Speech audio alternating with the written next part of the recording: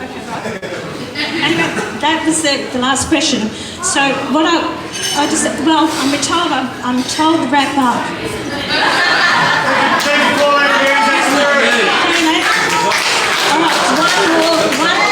One more. Okay, you better make it a worthwhile question. Yeah. Thank you, Pauline, for coming down here. Thank you so much gratitude. My question, I'm quite a controversial woman as well, and I'm a mother as well of 6 children. Like yourself, you're a mother. A lot of this movement for the last 4 to 5 years publicly has been about the children first. It's all right, Max.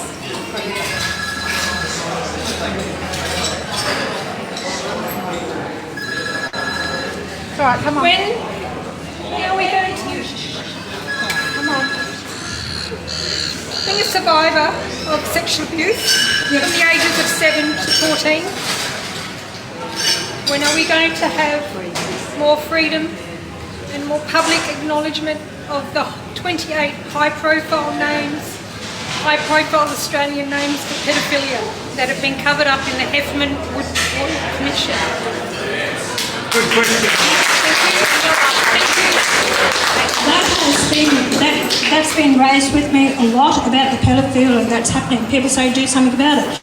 I have not seen the names. I've spoken to Bill Heffernan personally about it, and where do we go from here? This is just a question. Yeah, no, I'm just explaining to you because Australia's with me. And I said, they said, well, do something about it. And I said, well, what do you want me to do? What would you like me to do? What names have you got? No one's produced the documentation to me. And if you think I'm going to go out there and say something about this unless I have the information, I'm not going to. I will be crucified. Give me the information, I will fight for you. I know nothing about these names. No one's produced it to me. Yeah, I know, but I can't do anything unless I have some names and I have the proof. Millions of children around not only Australia but around and it's still happening now, and a lot of this, and I've called the Dissent Prize and the Royal Commission into the sexual abuse of the Aboriginal children. That's another thing that's happened in this country. No one does anything about it. They shut their doors to it. 100% on board about the Aboriginal children. I understand that. Yeah, but we can't, yes or no? Correct. We try to work for the people. I've put out things there over the past and I've got criticised for it. And the whole fact is for my survival and not to be criticised, pulled down by the major political parties and everyone else, if I'm going to do anything, give me the evidence and I know. So for those that don't know, I was placed into a refuge when I was 14 years old that was run by 5 pedophile men. The judge was founded by the Prime Minister, Bob Hawke. It was founded by Rob Blackmore, a children's magistrate, and it had 7 magistrates on board. But it gets worse. My girlfriend, my beautiful girlfriend, was murdered when I was 15 years old. Her killers were caught and convicted, got 20 fucking years. They appealed and went before a judge named Judge Yeldon. Now, Google that if you want, Judge Yeldon. He is a pedophile judge who was having sex with fucking little boys in Museum and Wynyard train station. And then the police were catching him, charging him 10K for doing it, and letting him go. Evidence, and I know what I'm talking about, based on fact, not on just all innuendos, and that's what I need to do. So I've got no problem about it. I won't back away from anything, but give me the facts. And the gentleman who's coming on tonight will understand exactly what this statement means, and he's around my age and a little bit younger. But yeah, what a wicked web we weave when at first we do deceive. Now, my mother whacked this into me, guys. Whacked it into me. Okay. And, you know, our guest tonight would have seen a heap of webs, you know what I mean, that were weaved around him and his life, you know what I mean, as he was like, you know, taken on the cabal side of a journey that he didn't ever ask for. He just happened to receive, you know what I mean? But what a man to receive it. So on that, a bloke who has told the truth and has stood in his truth, all right, and been on a journey, all right, has prosecuted the police, written a book. It is now doing movies and films and, you know, interviews with Channel 7, 60 Minutes. All right. And this is what we want, guys. Right. He didn't even know my channel. All right. And this is how we've got to be. All right. That's not nothing derogative from Mr. Fisher to me.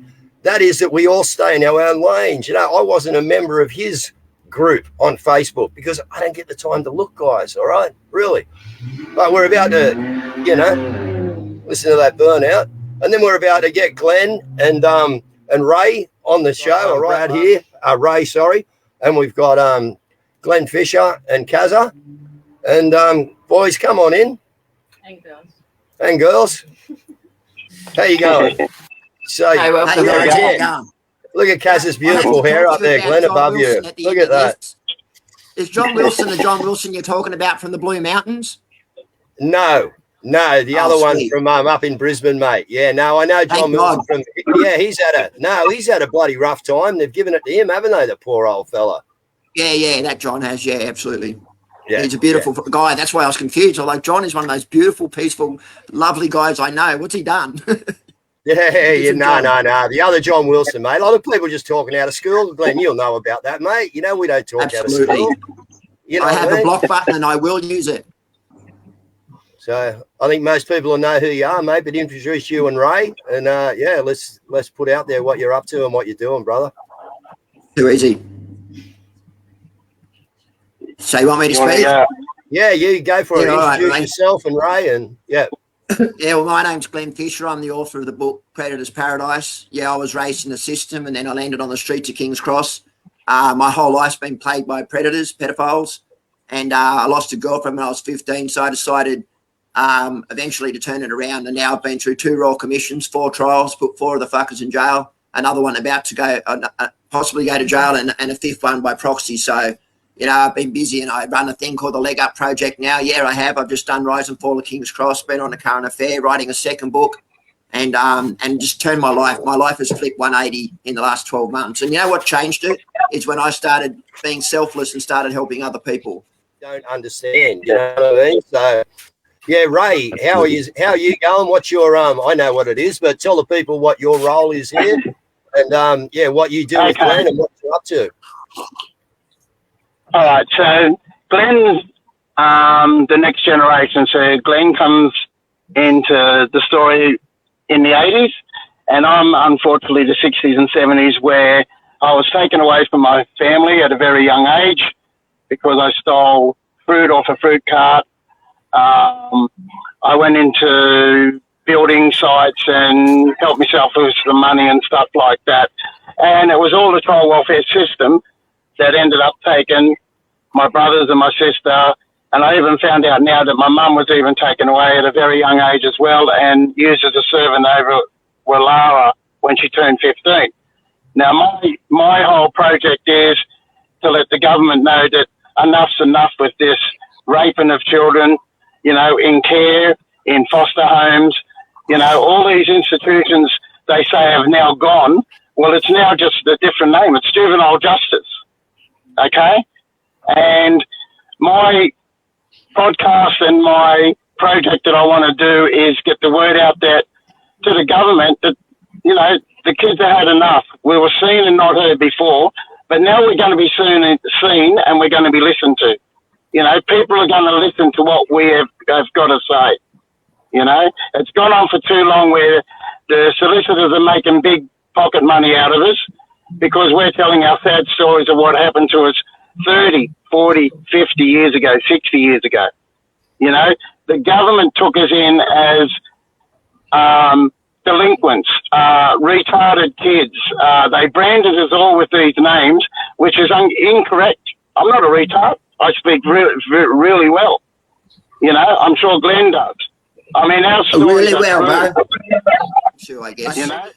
Yeah, I do. I have a documentary coming up on Channel 7 called The Rise and Fall of King's Cross. It's a 3 90-minute segments, and I feature very heavily in all of it, right through beginning, middle, and end, I'm told. Yeah, there's a lot of stuff coming up in the near future. Oh, no, I was reading on it, but I would like to talk to what you just said, Kaz, in relation to judges, in relation to my own story. So for those that don't know, I was placed into a refuge when I was 14 years old that was run by 5 pedophile men. The judge was founded by the Prime Minister, Bob Hawke. It was founded by Rob Blackmore, a children's magistrate, and it had 7 magistrates on board. But it gets worse. My girlfriend, my beautiful girlfriend, was murdered when I was 15 years old. Her killers were caught and convicted, got 20 fucking years. They appealed and went before a judge named Judge Yeldon. Now, Google that if you want, Judge Yeldon. He is a pedophile judge who was having sex with fucking little boys in Museum and Wynyard train station. And then the police were catching him, charging him $10,000 for doing it and letting him go. Has he got a book? Is there a book on that? I haven't seen that. This is, I recognise the name. This is Shane Dowling's pedophile protection racket, talking about what's going on. And I recognise Judge Yeldon from there. But Sorry, I was just saying the institutions. Let's talk about Yasma. Like, you get transferred there from your own house into a complex that is like, I don't know, 10 metres high. It's like 10 all around you. You go in there, you've got an officer that's telling you what to do, shower, go to the toilet. You're marching to breakfast, lunch and tea. There's no school in there. I didn't have any educational school when I was in there. They're allowed to discipline you. Their disciplining is a punch in the stomach, a slap across the head, for no reason at all. There's no reason at all that some of the guys that I've seen just get slapped around the head, you know. The molestation and the abuse and the physical abuse that went on in these institutions, unseen and unheard of until, look, 2013, we had the Royal Commission. That is the first time a lot of people would have had to tell their story, you know? Yeah. And this is supposed to be Australia. You know, we're supposed to be loving kids and caring about kids. Well, there was no love and care back in the day, back in Glen's day, back in my day, back in my mum's day, and back in the 50s of my sisters. You know, it was appalling, and the government want to throw a pathetic amount of money at you and give you a little piece of paper saying, we're sorry. Not good enough, guys. Not good enough at all. Sorry, the policies that were made in Yasma, I want to give you an indication of a policy made that was fucking insane, that impacted me. So I was on the junior side with my brother in Yasma, right, when I was 13 years of age. What ends up happening was someone in their infinite wisdom in the government decided that we were now going to separate siblings. So what happens is, because I'm the older sibling, I am now put onto the senior side of Yasma with 16 and above, which meant that I was subjected to the most gross behaviour by older boys who had reached puberty. I'm a boy that's now 13 who looks like he's about 10, who hasn't even reached puberty. I spent my entire time being sexually harassed, my entire time in Yasma. But the worst one was I wet the bed, right? I own it. I wet the bed. I was 13 years old. I got up in the middle of the night and tried to tell the officer, please, can I get some sheets and have a shower so the kids don't know when I get up? You know what they made me do, Ray? They made me stand outside naked in the hallway and hold my fucking sheet like that till 6 a.m. in the morning. That is just fucking insanity. And they don't expect people to grow up like me and be angry. Well, I don't mind saying, I don't mind letting your viewers know that at 8-year-old, I'm in there for 2 weeks and I'm raped at 8-year-old. Who am I going to tell? All right, who am I going to tell at 8-year-old? I had no medical treatment, no nothing. I had to go to bed that night, cry myself to sleep, you know, and that's never left me. The first time I was in Yasma Detention Centre at Haberfield in New South Wales, like 8-year-old. Never forget it, never forget the officer, never forget what he looked like, but I couldn't do a thing about it. And it still haunts me today. So that's the sort of institutions that me and Glen had to go through and endure.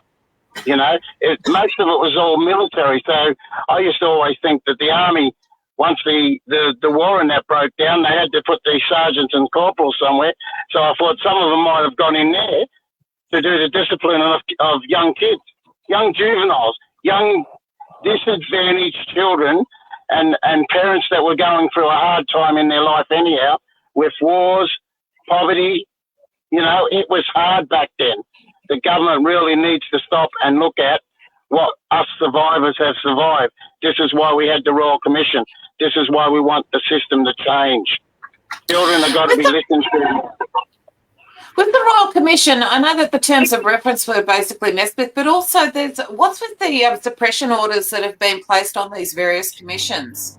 That's fucking insanity. And they try and still deny it. And I can tell you 100% it's fucking fact, right? I went to both Royal Commissions when I was with 60 Minutes to try and access my file. The only way I could access it was on my own in a room in front of me. I said, I don't need that. I know what the fuck I said. I want to show 60 Minutes what I said so they can air it on a story. It's fucking insane. But you know what? What happened was in the Woods Royal Commission, they put a suppression order on because the judge literally said these words. He said, We cannot allow Australia to hear these accusations because everyone will lose faith in the judiciary system. I gave 22 names to the Withdrawal Commission. I also gave those names to the Royal Commission into Institutional Abuse about lawyers, judges, all these people that I've slowly now been taking to court. They weren't listening to me. They allowed my abusers to leave the country. I had to get them extradited back from overseas, and that is insane in itself because predators are leaving our country, going to Europe and accessing the statute of limitation laws, right? Which means that my abuser had 4 victims, 18 charges. By the time we got him back here, 2 of them victims had lost their case altogether, and he only ended up with 5 charges out of 18. It's insanity. Our country's laws, and like I said, 2 of them got 18 months, 1 got 2 years, 8 months, and then they changed the laws, and my recent abuser, Simon Davies, is the first high-profile pedophile sentenced under the new sentencing laws, which still 10 years doesn't make sense for the amount of abuse that he did and the position he held. It's insane. He's the leading privacy advocate in the world. He works for Google, Facebook, you name all of it. You type him in, Simon Davies, privacy surgeon. Check it out. He's now in jail. Exactly. And I had a social worker given to me at 13-year-old. You know, he was my mentor. He was supposed to be looking after me. He was supposed to help get me educated, all right? He was a king pedophile in New South Wales. He went to the Royal Commission. He got immunity because he dobbed in someone bigger and better, which was supposed to be Robert Dolly Dunn. And really, it was Ian William Hughes that was my social worker that leaded that pedophile ring for at least 10 years of his life. You know, kids that were, you know, from broken homes. This is how they picked on people that were battling. They'd take their kids out and shout them out for a day's outing at Luna Park or some amusement centre and then say, righto, you're not going home tonight, you're going to go and stay at my place. And then they abuse them. And then we think, oh, we can't tell anyone, who's going to believe it? That's why I wrote A Beautiful Boy is my book that I wrote. And Glen's had a copy of that. And that tells you all about a social worker that took me into not only trying to protect me inside institutions, he took me to try and get me fostered by his parents. He tried to manipulate the system, which he did for a very long time. You know, and I feel that the system failed me in that because they're still trying to say that we shouldn't pay you for the rape and abuse that you encountered when you were in his care. And he had me for 5 years of my life. You know, Ray, I'm to say, a 17-year-old. You know, I refuse redress, right, and I still haven't been compensated. And I've had 5 convicted, and I still haven't been compensated. Yeah. Unbelievable. It really is appalling and shameful what the state's offering with all the evidence that we've got and all the people that went to the Royal Commission. You mean we're supporting each other with all the background, like the fountain, Elaine Fountain in the Cross. How many kids? You know, we had a social worker that knew all about that. What did she do about it? Nothing. You know? Yeah. We've got Lost Innocence by Glen Fisher here from YouTube, Mr. Robot's channel. Let's just have a look at that. Yeah, this is fantastic work here. Doing some filming on the documentary Lost Innocence, and it's a very important documentary for funding to come through so that you guys can see it and understand it and be educated in Australia. I'll hand it over to Glen now so Glen can tell you why it's so important. Hi everyone, you know me as Glen Fisher, the author of the book Predator's Paradise. Australia has a terrible history, a really dark history, and one it's where we need to have these stories shared. You know, shame dies when stories are told in safe places, and it's time that we start getting these stories told, but we need your help now, where you can click the link below and you can help fund us, and so that we can get the funding that's needed to make this happen. As you know, I've been very vulnerable with my story, and I get up emotional when I think about it, because I spent so much of my life hiding the secrets of my past because I was living in shame. And so for those of us who are finally finding our voice, help us continue to find our voice so that we can share this out to the Australian public so these fucking crimes don't ever happen again. So what I'll do is I'll get Glen to take us out with his poem. But Ray, did you want to have some final words? What was the name of your book as well, Ray? I'll just pull that up. It's called A Beautiful Boy, Ray's Story. Glen'd know every time some prick would be finished with it, they'd always say, that was beautiful. Beautiful boy. Or you're a beautiful boy. All right? And it stuck in my head. I've never forgot it, and that's why I named it that.